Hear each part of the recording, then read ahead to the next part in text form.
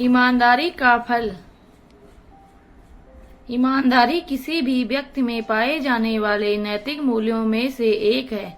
ईमानदार व्यक्ति सदैव अपने कर्तव्य पूरी निष्ठा से निभाते हैं और अपने रिश्तों के प्रति सदैव ईमानदार रहते हैं। परिस्थितियां चाहे जैसे भी आए, उनका व्यक्तित्व में कोई बदलाव नहीं होता और उचित समय आने पर उन्हें अपनी ईमानदारी का फल भी जरूर मिलता है। पढ़े एक सच्चे और ईमानदार लड़के की कहानी, जिसे समय आने पर उसकी ईमानदारी का जो फल मिला वह उसकी सोच से कहीं परे था।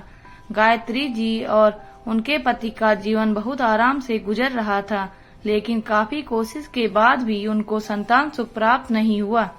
गायत्री जी के पति कपड़े के व्यापारी थे। वह भी काम काज में उनकी सहायता करती थी, लेकिन कहते हैं ना, सब दिन में से एक नहीं रहते। एक दिन हृदय गति रुकने से अकस्मात उनके पति का देहांत हो गया। उनकी तो मानो दुनिया ही थम गई थी, लेकिन धीरे धीरे उनको रोजमर्रा के जीवन में सामान्य होना पड़ा, क्योंकि उनकी कमाई का साधन केवल उनकी कपड़े की दुकान थी। लगभग 1 माह बाद उन्होंने दुकान खोली। सभी व्यापारी उनको जानते थे, इसीलिए माल एक फोन करने पर ही पहुंच जाता। अब उनको मदद के लिए दुकान पर किसी लड़के की जरूरत थी। उनके भाई ने कहा कि मेरे गांव के पड़ोस वाले गांव में एक राजेश नाम का लड़का है। उसकी उम्र कोई 13-14 वर्ष की होगी। उसने 8वीं तक पढ़ाई की है। 8वीं के बाद पढ़ने के लिए शहर जाना पड़ता है और उसके पिता की आर्थिक हालत इतनी अच्छी नहीं थी, इसीलिए वह उसे आगे पढ़ा नहीं पाए। उसके पिता एक दिन मुझसे उसे अच्छी नौकरी दिलाने की बात कर रहे थे। अगर तुम कहो तो उसे नौकरी के लिए तुम्हारे पास भेज दूं। गायत्री जी के भाई ने कहा, उसका गांव दूर है, इसीलिए तुम्हें उसके रहने और खाने का भी प्रबंध करना होगा। गायत्री जी ने अपने भाई से उसे नौकरी पर रखने की बात कह दी। लड़का बहुत ही होशियार और समझदार था। जल्दी ही व्यापार की बारीकियां समझ गया। राजेश को अब रहने के लिए घर, खाना और कपड़े गायत्री जी दिला देती और अपनी तनख्वाह वह अपने गांव भेज देता। अब उसे नौकरी करते हुए लगभग 4-5 साल हो गए थे। एक दिन गायत्री जी कहने लगी कि गांव में हमारी जो जमीन थी उसका सौदा हो गया है। मुझे अपने हिस्से के पैसे लेने जाना है, तुम मेरे साथ चलो। जब वह दोनों वापस लौट रहे थे तो राजेश ने पूरे रास्ते उनका अच्छे से ध्यान रखा। अब धीरे धीरे राजेश ने पूरी दुकानदारी संभाल ली थी। राजेश गायत्री जी से बार बार कहता कि हमें अब अपनी दुकान बड़ी कर लेनी चाहिए, क्योंकि ग्राहकों के हिसाब से यह दुकान छोटी पड़ रही थी। एक दिन गायत्री जी कहने लगी कि मेरे सारे गहने मेरे पति के मित्र के पास हैं। मैं उन गहनों को बेचकर दुकान को बड़ा कर लेती हूँ, लेकिन सुरक्षा के लिए वह गहने लेने तुम मेरे साथ जाना। दोनों गायत्री जी के पति के मित्र के घर पहुँचे और अच्छे से गहने लेकर वापस आ गए। गायत्री जी ने उन गहनों को बेचकर दुकान की जगह अब शोरूम खोल लिया। राजेश के परिवार वाले अब उसकी शादी करना चाहते थे। यह बात वह कई बार गायत्री जी से कर चुके थे। एक दिन एक वकील गायत्री जी के शोरूम में आया और कहने लगा कि मैडम, मैंने जिसके नाम पर आपने कहा था, मैंने उसके नाम पर आपकी आधी जायदाद के कागज तैयार कर दिए हैं।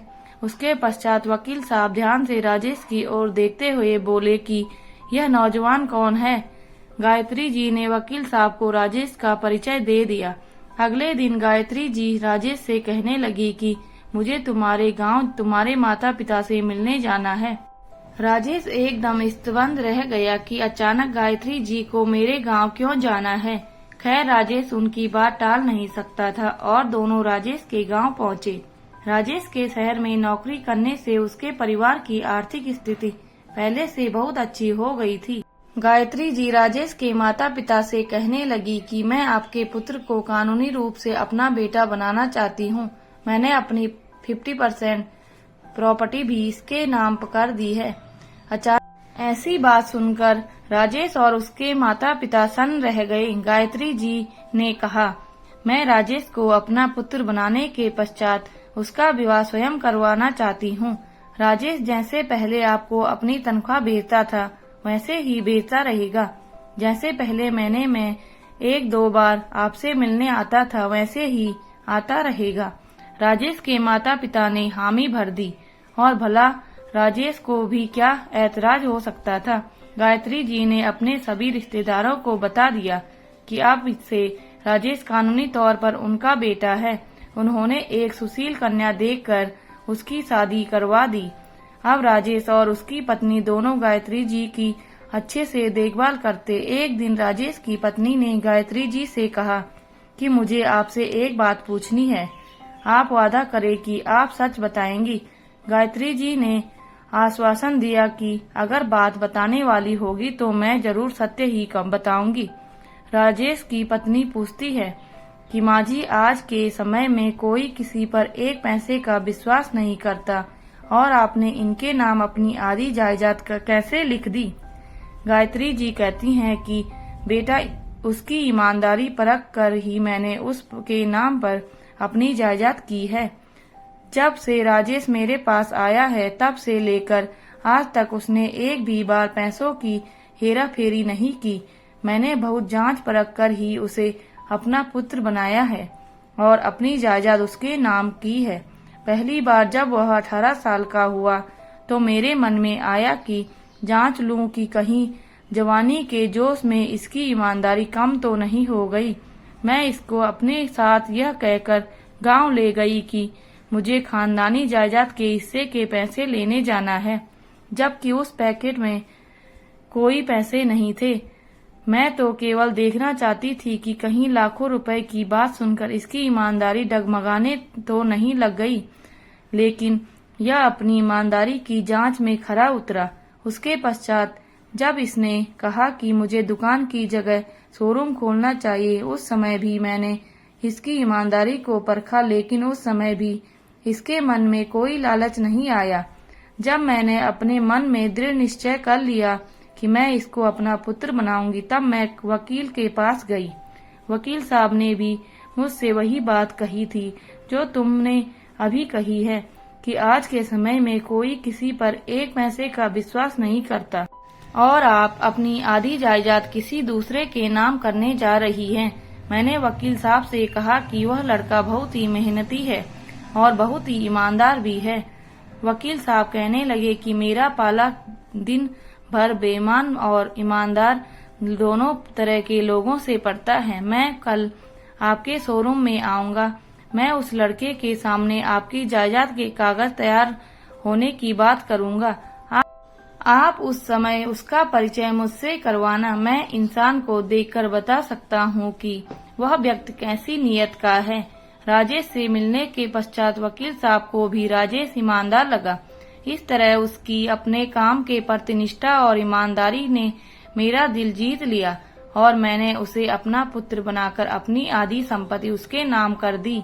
मेरे द्वारा आधिकारिक तौर पर उसे अपना पुत्र बनाने के पश्चात भी उसके स्वभाव में रति भर भी घमंड नहीं आया, बल्कि उसने पहले से भी ज्यादा जिम्मेदारियां अपने सिर पर ले ली हैं। आने वाले समय में मेरी बाकी की जायदाद का उत्तराधिकारी भी वही होगा। इसीलिए ही तो कहते हैं, इस कहानी से हमें शिक्षा मिलती है कि हमें जीवन में ईमानदार रहना चाहिए, क्योंकि ईमानदारी का फल देर सवेर जरूर मिलता है। दोस्तों, यदि आपको हमारी कहानी अच्छी लगी हो तो प्लीज लाइक, कमेंट, शेयर और सब्सक्राइब जरूर करें। धन्यवाद।